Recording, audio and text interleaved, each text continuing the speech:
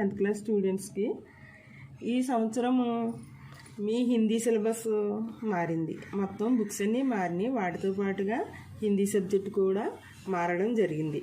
అప్పట్లాగానే పద్యఖండో గద్యఖండో మరియు సంచయనం ఇవ్వడము జరిగింది. ఇందులోని కొత్త పదాలు ఎక్కువగా ఉన్నాయి. అందుకని ఈ హాలిడేస్లోనే మీకు లెసన్ని ఇవ్వడము జరుగుతున్నది. ఎందుకంటే ముందుగానే మీరు ప్రిపేర్ అవ్వడం వల్ల ఇంకా బాగా ప్రిపేర్ అవ్వగలుగుతారని నా ఉద్దేశం. కబీర్ దాస్ యొక్క పరిచయము చదువుతున్నాను. कबीर का जन्म 1398 में काशी में हुआ माना जाता है. गुरु रामानंद के शिष्य कबीर ने 120 वर्ष की आयु पाई.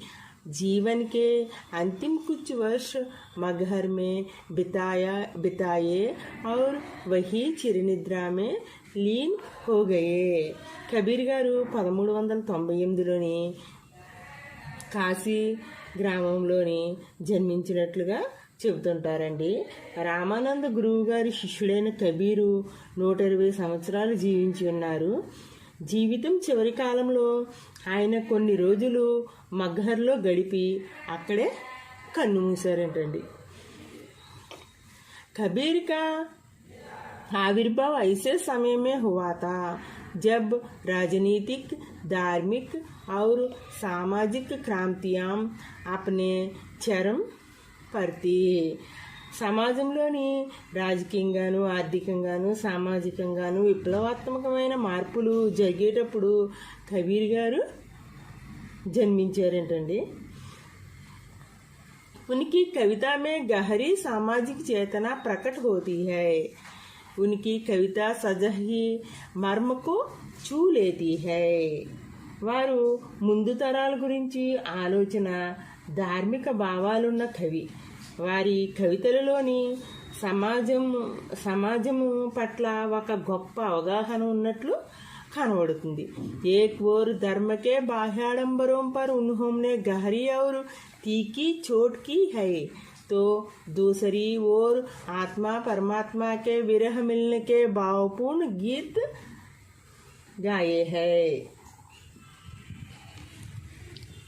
ఒకవైపు ధార్మిక ఆడంబరాలను ఎండగడుతూనే మరోవైపు ఆత్మ పరమాత్మల కలయికను గురించి అద్భుతమైన భావాలను కవితల రూపంలో రాశారంట. कबीर शास्त्रीय ज्ञान की अपेक्षा अनुभव ज्ञान को अधिक महत्व देते थे. उनका विश्वास सत्संग में था और वे मानते थे कि ईश्वर एक है, वह निर्विकार है, अरूप है. వారు శాస్త్రీయ జ్ఞానం కంటే అనుభవం ద్వారా వచ్చే జ్ఞానం ఎంతో గొప్పదని చెప్పారు. సత్సంగము అంటే మంచి స్నేహభావం అన్నమాట. ఆయనకి ఎంతో నమ్మకం అంట. మంచి స్నేహభావం మీద, మంచివారితో స్నేహం చేయడం అనేది ఎక్కువ ఆయనకి నమ్మకం అంట. భగవంతుడు ఒక్కడేనని, అతను నిర్వికారుడని, అతనికి ఏ మార్పు రూపము లేదని కబీరు భావించేవారు. कबीर की भाषा पूर्वी जनपद की भाषा थी. उन्होंने जन चेतना और जन भावनाओं को अपने शब्द और साखियों के माध्यम से जन जन तक पहुंचाया. కబీర్దాసు భారతదేశంలోని తూర్పు జిల్లాల్లో మాట్లాడే భాషల్లో రాసేవారు. జనుల భావాలను, సామాజిక అవగాహనను తన దోహాల రూపంలోనూ పద్యాల రూపంలోనూ రాసి సాధారణ జనులకు కూడా వాటిని అందించేవారు. पाठ प्रवेश साक्षी शब्द साक्षी शब्द का ही तद्भव रूप है. साक्षी शब्द साक्षी से बना है, जिसका अर्थ होता है प्रत्यक्ष ज्ञान. यह प्रत्यक्ष ज्ञान गुरु शिष्य को प्रदान करता है. संत संप्रदाय में अनुभव ज्ञान की ही महत्ता है, शास्त्रीय ज्ञान की नहीं. कबीर का अनुभव क्षेत्र विस्तृत था. సాక్షి శబ్దం యొక్క తద్భవ రూపం అంటండి. సాక్షి శబ్ద సాక్షి సే బనే హై అంటే సాక్షి శబ్దం అనేది సాక్షి అనే శబ్దం నుండి వచ్చిన శబ్దమట. సాక్షి అనగా ప్రత్యక్ష జ్ఞానము అని అర్థం.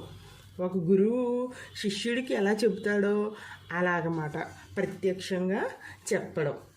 ప్రత్యక్ష అనుభవం ద్వారా బోధిస్తున్నారంటే ఈయన కబీర్ దాస్ గారు ఆయన అనుభవాలనే పాఠాలుగా అనుభవాలనే పద్యాల రూపంలో మనకి చెప్పడం జరిగింది. अतः उनके द्वारा रचित साखियों में अवधी, राजस्थानी, भोजपुरी और पंजाबी भाषाओं के शब्दों का प्रभाव स्पष्ट दिखाई पड़ता है.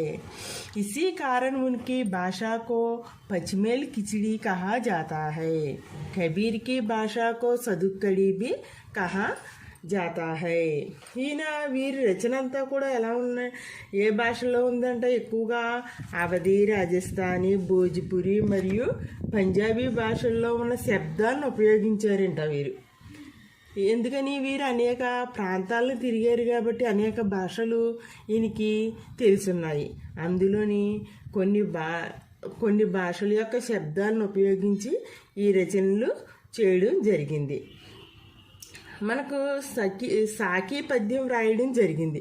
అందువల్ల ఈయన భాషని పచ్చిమేలు కిచిడి అని మరియు సదుక్కడి అని కూడా అంటారు.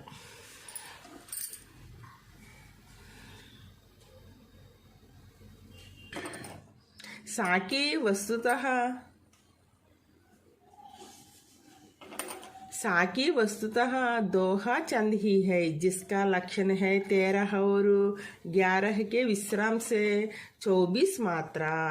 ఈ సాకి రాసిన పద్యాల్లోనేంటండి ఈ లక్షణం ఏంటి, ఛందస్సు కూడా కొద్దిగా ఉందంటండి. అందులోని 13 మరియు 11 కామాలు ఉన్నాయంటండి.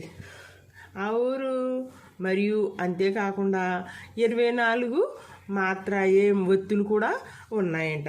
प्रस्तुत पाठ की साखिया प्रमाण है कि सत्य की साक्षी देता हुआ कि गुरु शिष्य को जीवन के तत्वज्ञान की शिक्षा देता है.